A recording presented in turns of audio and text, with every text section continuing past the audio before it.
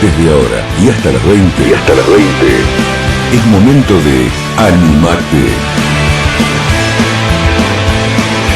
Un espacio para escuchar, charlar, crecer y sobre todo, para dejar atrás lo que nos detiene. Con la conducción de Aldo Gamba. Voy a empezar a hablar de... Voy a hacer una editorial. Y esta editorial tiene que ver con la situación que te comentaba que se está viviendo en la provincia de Formosa.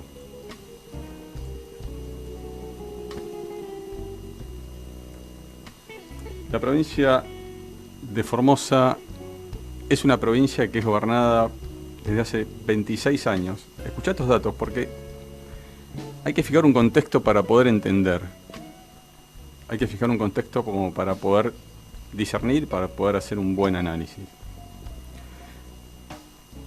La provincia de Formosa es una de las 24 provincias que tiene la República Argentina, pero se caracteriza principalmente por un nivel de pobreza muy alto. Hace 26 años, un médico veterinario, Gildo Infran, gobierna la provincia. Desde el año 1995, Gildo Infran está gobernando la provincia de Formosa. Y te voy a dar unos datos como para que empecemos a entender un poco el contexto que yo te quiero dar. Al primer semestre del año 2020, la pobreza en el casco urbano, en el aglomerado urbano de Formosa, era del 42.4%.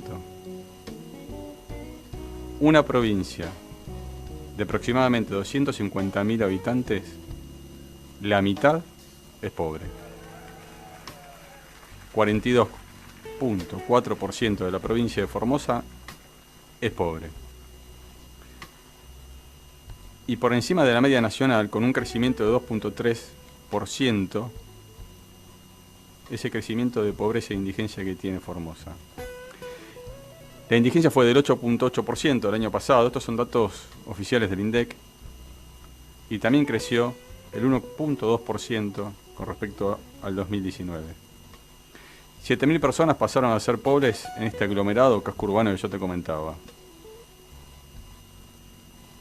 Se registraron 107.000 personas en situación de pobreza y unas 22.000 en situación de indigencia. Te repito este número porque es muy importante, sobre una base de 250.000 personas que tiene la provincia, 107.000 son pobres y 22.000 son indigentes. Pero además, 25.000, casi 26.000 hogares son pobres y 5.200 son indigentes. ¿Sabes cuál es el análisis que yo hago? El análisis que yo hago es cuando un político tiene la capacidad de gobernar durante 26 años, tiene la posibilidad de transformar una realidad y tiene la posibilidad justamente de transformar la realidad de una provincia. Nadie pretende que en 4 años, o en 6 años, o en 8 años, o en 2 periodos, ningún gobernante puede transformar la realidad de base de una provincia. Pero 26 años, con niveles de pobrezas increíbles como los que te estoy comentando, con una falta de educación, con chicos que no comen, con chicos que no están escolarizados, que no asisten al colegio. Y no tiene que ver esto con una pandemia, porque seguro mañana van a empezar a decir de que tiene que ver, que estamos mezclando las cosas, no es el periodismo que se dice por ahí que le busca el pelo al huevo. Y la verdad es que no, nos estamos informando, estos datos son del INDEC, son datos oficiales. Y que hace 26 años Gildo Infran gobierna la provincia, es información. Y que en esos 26 años la provincia de Formosa no evolucionó, sino fue involucionando, es información. Son datos estadísticos, son datos duros, son datos gruesos. Cuando hace aproximadamente 15 días se empezaron a recibir denuncias sobre la violación de los derechos humanos en la provincia de Formosa y empezó a tomar estado público, y este periodismo que muchas veces es criticado empieza a dar visibilidad a estas situaciones, empezamos a encontrarnos con centros de aislamientos. Centros de aislamiento que tienen una metodología en la provincia de Formosa bastante extraña. ¿Sabes por qué? porque te hisopan durante la mañana y te detienen durante la madrugada. Es raro. Es raro en un modelo que se empezó a federalizar, se empezó a nacionalizar. Me acuerdo que la Ciudad Autónoma de Buenos Aires empezó a tener centros de aislamientos. Si no me equivoco, fueron los primeros. Pero centros de aislamiento donde si vos tenías un hisopado que era positivo, ibas a un hotel, ibas a Costa Salguero, me acuerdo que es uno de los centros que tenían. Y si tenías algunos síntomas que podían ser posiblemente positivos, ibas a otro tipo de lugar, a otro tipo de ámbito, con los protocolos claramente y con las medidas sanitarias que se necesitaban. Y a los 14 días, 10 días, o cuando tenías un PCR, un hisopado negativo, te ibas a tu casa con todos los registros en los sistemas nacionales que se tienen que tener y que hacen el seguimiento de la gestión de la pandemia. Ahora, que te hagan un hisopado 5 veces, que te dé 5 veces negativo, que pases más de 20 días en un lugar donde las condiciones sanitarias no estén dadas, donde no te expliquen los motivos y te estén privando de la libertad, esto claramente es violación de los derechos humanos. No hay ninguna duda que esto es una clara violación de los derechos humanos. ¿Qué no puede durar? Quizás Pietro Gala, que es el secretario nacional de Derechos Humanos, lo puede dudar o puede decir que no hubo violaciones sistemáticas a la violación de los derechos humanos. Una persona que después vamos a repasar cuando ya vamos a estar conversando con la diputada Brenda Austin. ¿Quién es este secretario? Pero ¿por qué te di estos datos? Para situarte un poco en el contexto de cómo funciona una provincia que durante 26 años no pudo evolucionar y que en el contexto de la pandemia tiene prácticas o metodologías muy, pero muy extrañas. Ya la tenemos en línea, ella es abogada y política de la Unión Cívica Radical, diputada nacional por la provincia de Córdoba. Brenda Austin está con nosotros. Aldo Gamba te saluda. Buenas tardes, Brenda. ¿Qué tal? Buenas tardes, ¿cómo le va? Bien, muy bien, muy bien. Gracias por esta comunicación con nosotros. Muy preocupado por la situación que se vive en la provincia de Formosa. Recién nos estabas escuchando, pero estaba situando en un contexto de cómo viene evolucionando la provincia en los últimos años, bajo la gobernabilidad de Gildo Infran, que hace 25, 26 años que está gobernando, y donde nos sorprende a todos en un contexto de pandemia, en un contexto de una provincia muy pobre, determinadas prácticas que parecieran que más de estar hablando de un centro de aislamiento, estamos hablando de un centro de detención. ¿Cuál es la mirada del bloque o del interbloque de Juntos por el Cambio que pidieron una delegación de diputados para viajar a la provincia de Formosa, Brenda? Bueno, obviamente con la misma preocupación que vos recién señalabas en la introducción, ¿no? Es decir, venimos viendo que lo que ocurre en Formosa es una situación claramente violatoria de los derechos humanos, que los relatos de las personas que estuvieron en esos centros de aislamiento son realmente escalofriantes. Muchos adolescentes, niños, niñas separadas de sus entornos familiares o compartiendo en ocasiones habitaciones con adultos mayores de otras familias. Obviamente la crítica situación de la comunidad QOM, la falta de los pueblos originarios, la falta de información, el no poder conocer o tener acceso a los resultados de los hisopados, a que muchas de esas cosas se transmitan de palabra, el someter a una persona, que bien vos lo dijiste, a más de 5 hisopados para que pueda recuperar su libertad ambulatoria, ¿no? Y obviamente el reclamo sostenido de los referentes de la oposición, referentes también vinculados con las iglesias, actores sociales, pidiéndole al gobierno de Formosa que modifique estas medidas arbitrarias que estaba tomando y que pudiera encontrar un equilibrio entre la dimensión sanitaria, el cuidado de la salud y el respeto por los derechos que están consagrados en nuestra Constitución y que Formosa tiene que cumplir. Bueno, está claro que la pandemia lo que ha hecho es visibilizar, evidenciar el régimen que ocurre en Formosa. Situaciones de abuso de poder, de incluso lo vimos con algunos colegas suyos que intentaron viajar hasta Formosa para poder ingresar y en el ejercicio de la libertad de prensa reflejar, relevar lo que estaba pasando. Bueno, le negaron la entrada. Han sido innumerables los episodios y los testimonios que han ido poniendo en evidencia de alguna manera un reflector sobre la baja calidad institucional de Formosa, el funcionamiento como si fuera un feudo y la vulneración de los derechos humanos. Y nosotros, desde el Interbloque, venimos a lo largo del año con un sinnúmero de intervenciones, de pedidos de interpelación, también a los funcionarios nacionales, no solamente por la situación de Formosa, sino también por algunas otras provincias que a lo largo del 2020 también abusaron a nuestro juicio de las medidas de confinamiento. Y lamentamos el silencio del oficialismo, ¿no? Un oficialismo que dejó pasar, que obviamente, digamos, a través del decreto del presidente se amparaban y se tomaban todas estas medidas, y nunca existió un freno a eso. De hecho, la visita del secretario de Derechos Humanos de Pietragala a Formosa ocurre después del gravísimo incidente que vimos todos a través de las imágenes que se viralizaron por las redes sociales de la detención de las 2 concejales, ¿no? Un hecho que pone de relieve justamente este intento de acallar a las voces que estaban denunciando estas situaciones de violación de derechos humanos.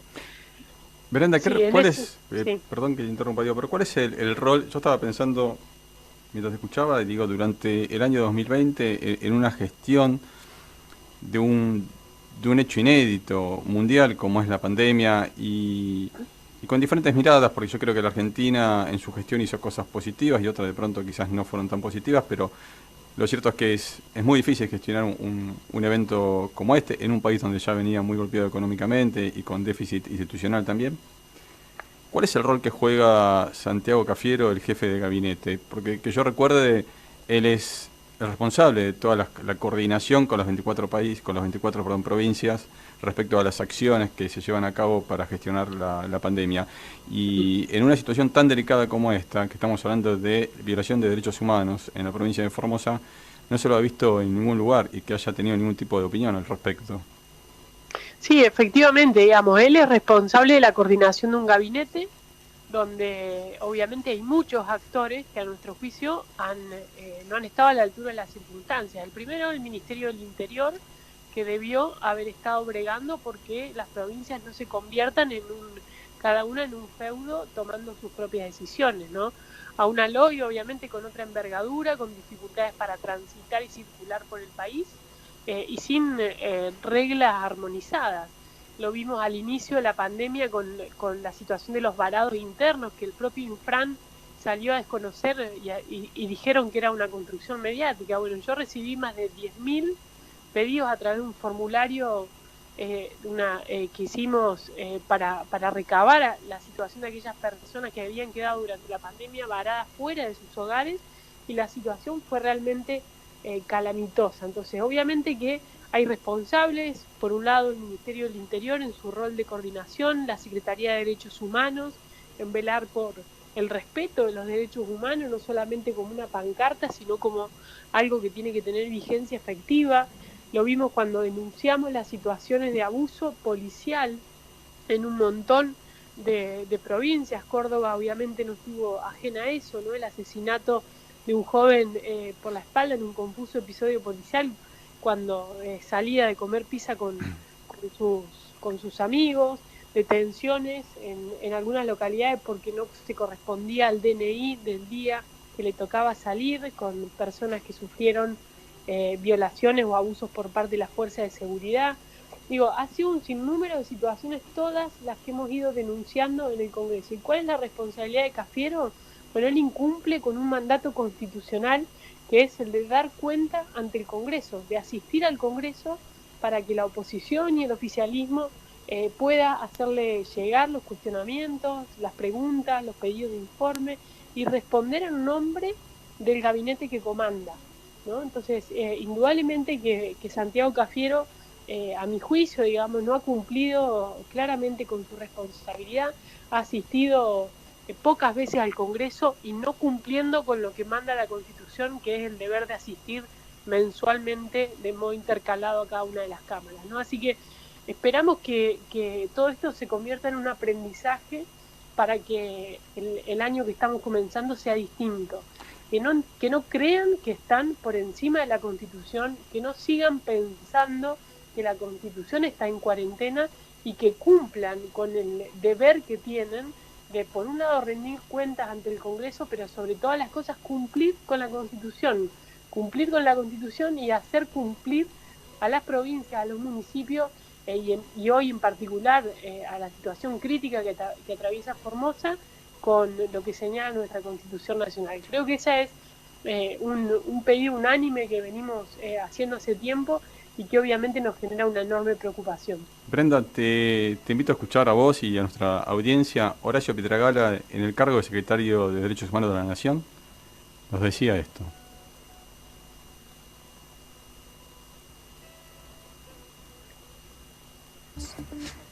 Centros clandestinos de detención en la provincia no existen. No existen violaciones sistemáticas a los derechos humanos en el marco del COVID.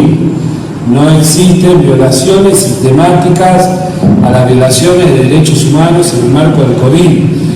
Pueden haber hechos aislados que generen repudio de un sector de la sociedad, de personas que tuvieron vulneradas sus libertades y algún derecho, pero no se puede banalizar las violaciones de los derechos humanos como hemos escuchado.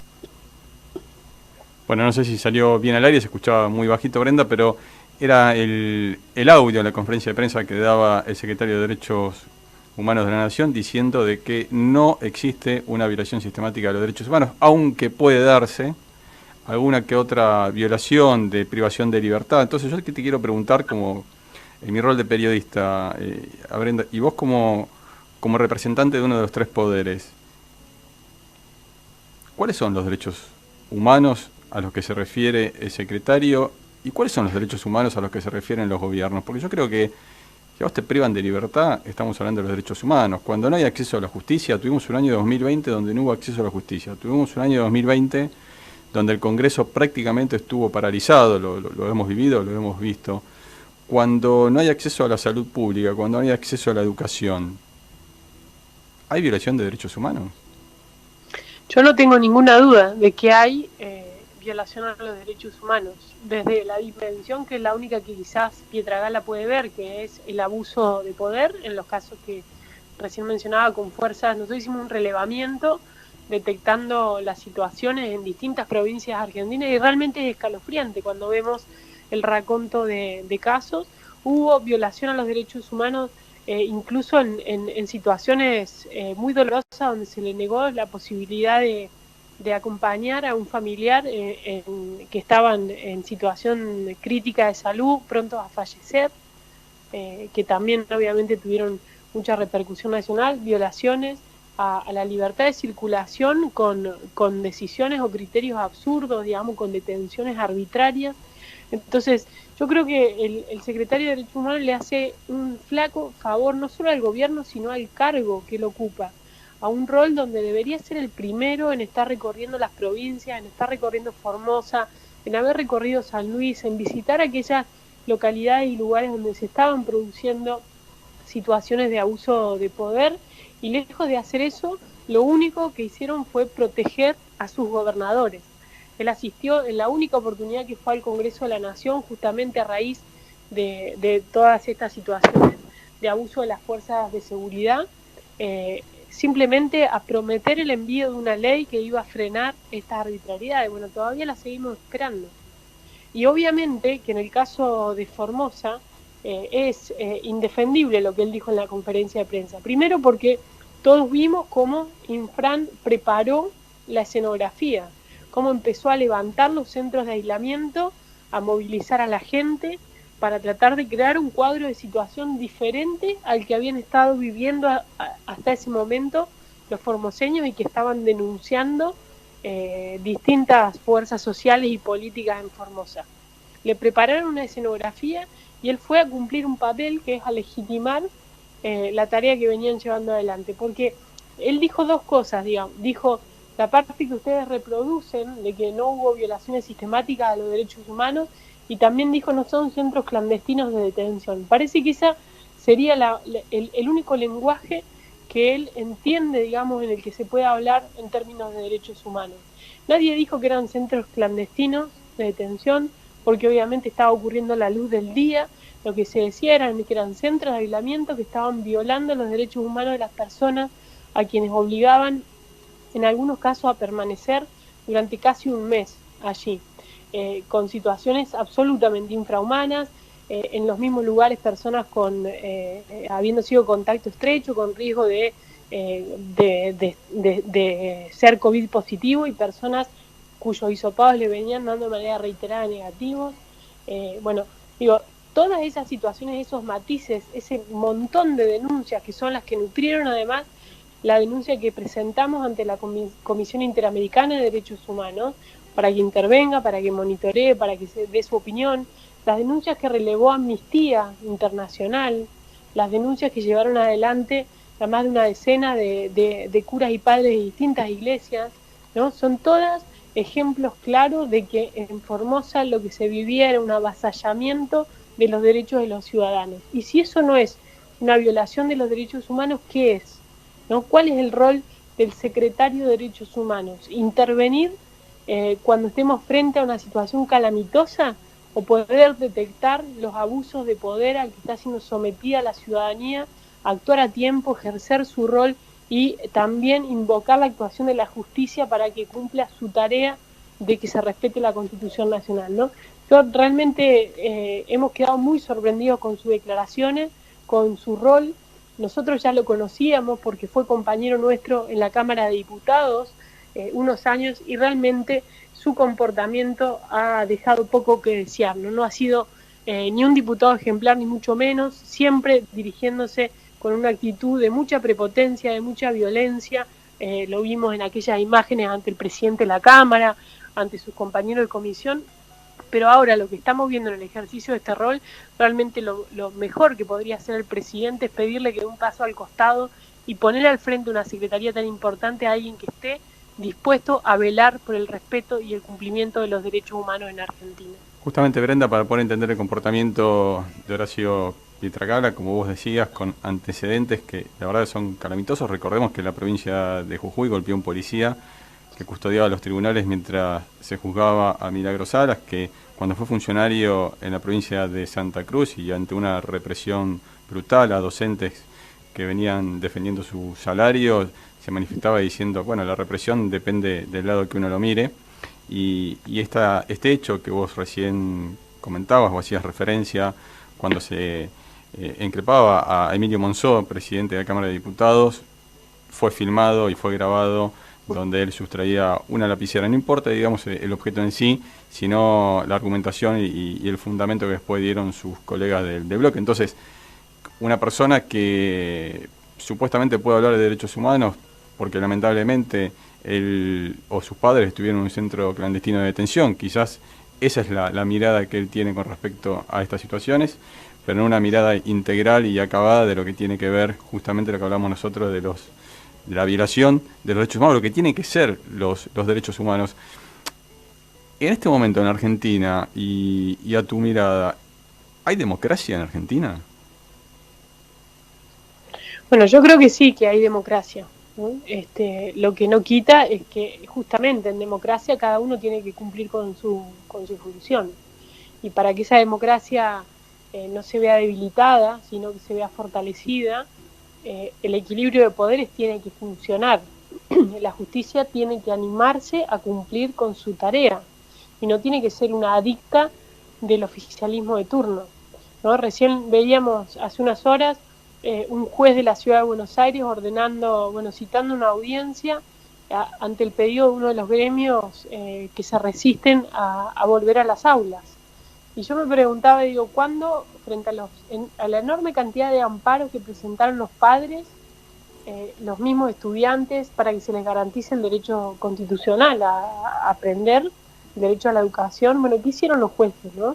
Entonces, esto de que cada quien tiene un rol que cumplir, de que el Ejecutivo tiene que rendir cuentas ante el Congreso, que el Congreso no solo está para sancionar leyes, sino también para ejercer un rol de contralor.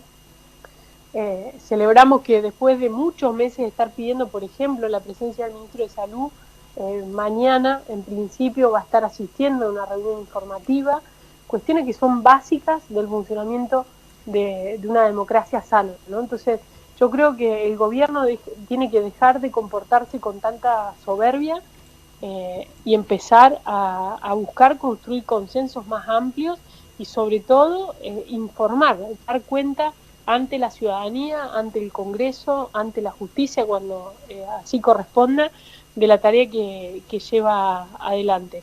Y obviamente, en el ejercicio de esta democracia que habitamos, en un año que es electoral y que está pronto a comenzar, también serán los ciudadanos quienes a través del voto hagan la valoración que estimen mejor del gobierno de Alberto Fernández, de cuánto cumplió con sus promesas, de cuánto respetó la palabra empeñada, de con cuánta claridad o no conduce, de qué decisiones, marchas y contramarchas, ¿no?, se van tomando.